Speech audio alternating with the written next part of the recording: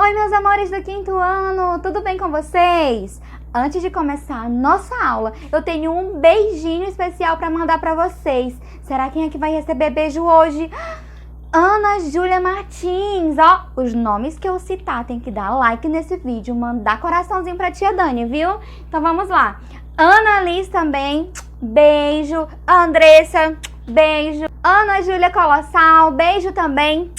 Arthur, o Arthur Santos, viu? Ó, Arthur Santos, Arthur Mouta, Bianca, beijinho pra você também. Cauã, Davi, quem mais? A Dávila, ó, um beijo, Dávila. O Enzo, beijinhos. E a Gabi, gente. Gabriela, um beijão. Agora vamos começar a nossa aula. Nessa linda segunda-feira, vamos começar a nossa aula de gramática. E hoje vamos falar um pouquinho sobre ortografia, para que nós possamos aprender a escrever e até mesmo a pronunciar corretamente as palavras, não é mesmo? Então hoje nós vamos falar sobre o uso de algumas letrinhas que nós utilizamos bastante. Porém, às vezes, alguém se confunde. Então, precisamos aprender o uso dessas letrinhas e qual som elas produzem. Para falar sobre o estudo do som das letras, vamos falar um pouquinho de fonética. Alguém sabe o que é? Eu tenho certeza que nas séries anteriores vocês estudaram fonética, porque faz parte da alfabetização. A fonética é uma ciência que estuda o som das letras, os sons da fala. Então, vocês já sabem que cada letrinha que vocês utilizam no dia a dia de vocês possui um som, não é? Isso a gente já sabe lá desde do infantil. A gente já sabe que as letrinhas, as consoantes e as vogais possuem um som. E nós sabemos que no nosso alfabeto nós temos consoantes e vogais. E as palavras são formadas com consoantes e com vogais. Só que para a palavra ter um som, para pronunciar uma sílaba, geralmente ela precisa, da vogal. Então, a consoante, ela necessita da vogal para fazer um som. Por exemplo, a palavra casa. Eu tenho o som K, que é formado pelo C com o A. Mas vocês sabiam também que só a consoante, ela possui um som também? É um som um pouco estranho, mas ela possui. Então, é isso que nós vamos avaliar hoje, o som formado por algumas consoantes. E por meio desse som formado, a gente vai entender algumas regrinhas gramaticais, tá bom? Então, primeiro, vamos falar do C. Temos aqui o C, e nós sabemos que o C, para formar palavras, ele precisa ser acompanhado de vogais, não é? Nós temos como vogais A, E, I, O, U. Porém, o som do C muda de acordo com a vogal a qual ele acompanha. Vocês já ouviram aquele ditado? Conheça com quem tu andas e conhecerás quem tu és? Pois é, vocês sabiam que na gramática isso também funciona, esse ditado também é correto? Porque, de acordo com a letra que vai acompanhar o C, você vai ter um som diferente. Então, vamos observar aqui, ó. Casa. Casa, nós já temos o som do K, né? Então, esse C, ó, ele sozinho, ele tem um som, sabia? Então, é assim, ó, o som do C, ó. Todo mundo tentando fazer aí, ó. É só um barulhinho que a gente utiliza assim, ó, lá na garganta, lá no fundo da garganta, ó. É desse jeito mesmo, ó. Tenta aí fazer na sua casa. E aí, esse som da consoante junto com a letra A forma a sílaba K, porque só o A tem o som A. E aí, ó, mais A fica K, certo? E aí formamos a palavra casa. E assim, da mesma maneira que nós temos o som do C com A, nós temos também o som do C com o O, có. Có, nós temos aqui como exemplo comer, a palavra comer. E temos também a palavra cueca. O C com o U, ele também tem esse sonzinho, ó. E com o U, ele forma também um outro som, né? Que fica cu de cueca. E aí, nós precisamos analisar que esse som de do C, ele só existe quando ele está acompanhado com as vogais A, O e U. Agora, quando o C acompanha outras vogais, que no caso são E e I, ele já muda. Vocês sabiam que o som dele muda? O som da consoante C apenas que muda. Então, preste atenção. Cebola. Lembra que eu falei, ó, que no casa, comer, cueca, o som do C fica assim, ó. Porém, aqui em cebola e em cinema, o C muda. Vamos ver como é que fica o sonzinho do C? O som do C acompanhado do E e do I fica assim, ó. Vamos observar, ó. Cebola, ó. Cinema. Vocês estão vendo? Tentem fazer aí, ó. Esse sonzinho, ele é dessa maneira e lembra um pouco o som do S. É por isso que muita gente se confunde na hora de escrever palavras com C e com S. E aí, isso acontece justamente porque na língua portuguesa eu não posso formar o som que com C mais E. Eu não posso formar que e nem que. Mas nós sabemos que esse som ele faz parte da nossa língua. E é por esse motivo que existe o QU. Vocês conhecem o QU? Vocês sabiam que em alguns momentos o QU ele pode ser considerado dígrafo e em outros não. Então, o que é um dígrafo? Vamos primeiro relembrar o que é um dígrafo. Um dígrafo é um fenômeno, olha, um fenômeno, gente, que acontece quando eu pronuncio duas letras que possuem o mesmo som. Então, quando eu pronuncio duas letrinhas, por exemplo, ó, gatinho. Vejam que o nho, ele é escrito com NH, não é? Gatinho. Eu escuto apenas um único som, nho, nho. Veja que esse sonzinho formado pelo N e pelo H, essas duas letrinhas juntas formam esse único som. Por isso, eles são considerados dígrafos.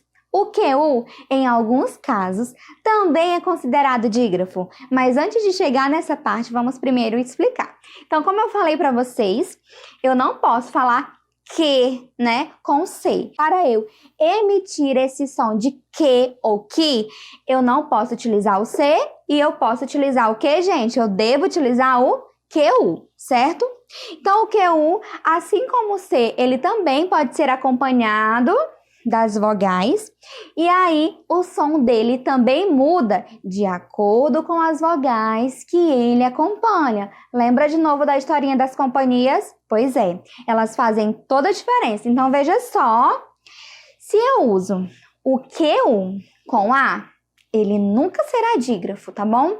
Então, quando eu uso o QU com o A, eu sempre vou conseguir ouvir o som do U. Se eu pronuncio uma palavra e o som do U está lá e eu consigo ouvir o som do U, então ele não é um dígrafo. Lembrando, dígrafo é apenas quando eu pronuncio a palavra, quando eu pronuncio a sílaba e ela emite um único som, gente. Então, aquelas duas letrinhas que juntas formam um som só. Então, quando eu falo a palavra quarto, eu estou utilizando o QU, porém ele não possui uma função de dígrafo, porque eu consigo ouvir o som do U, ó, quarto. Isso também acontece com o O. Quando eu pronuncio o QU acompanhado do O, eu também sempre vou conseguir ouvir o som do U. Veja que ele está presente, ó, no exemplo da palavra aquoso. Veja que eu primeiro pronuncio o U, depois o O. Aquoso, ok? E aí, também temos o caso em que essas duas letrinhas, elas juntas formam um dígrafo, que é em casos em que o QU é acompanhado de E e de I. Ei, mas tia Dani, então significa que toda palavra com QU acompanhado de E ou com QU acompanhado de I são dígrafos? Não, Nanina, não. Não é sempre que essas palavras acompanhadas de QU com E ou QU com I serão dígrafos. Lembrando, para ser dígrafo, tem que emitir apenas um único som. Então, se eu tenho QU, mesmo que seja acompanhado do E eu consigo ouvir o som do U, então não é dígrafo. Se eu tenho QU acompanhado de I e eu ainda consigo ouvir o som do U, também não é dígrafo.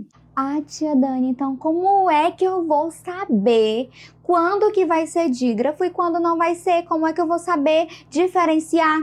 Gente, é muito simples.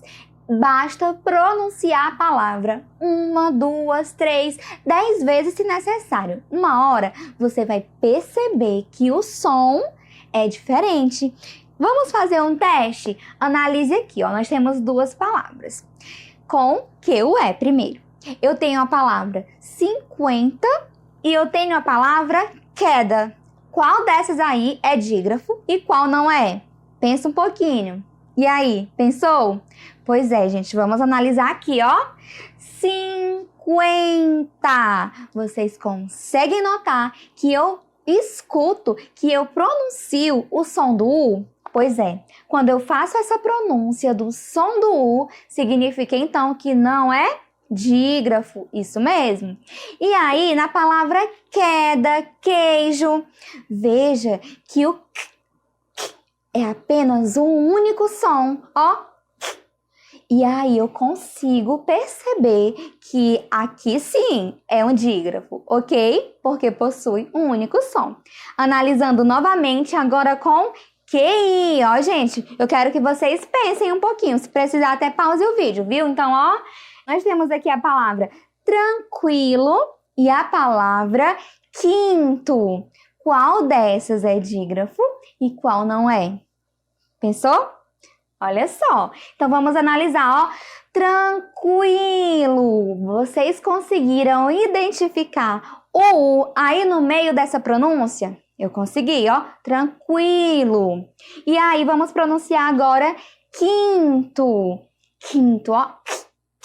É apenas um único som. Portanto, tranquilo não possui dígrafo. Enquanto quinto possui o dígrafo do QU, ok? E essa regrinha aqui, gente, do dígrafo, ela também serve para palavras escritas com G e com GU. A regra é a mesma. Vamos fazer aqui um exemplo no quadro? Agora, como eu falei para vocês, vamos vir aqui, prestando atenção.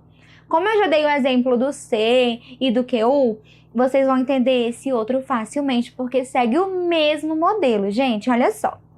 Vamos primeiro falar do G, que é uma letrinha que ela possui um som quando está com A, O e U. Porém, quando está com E e com I, o som muda. Vamos observar, olha só.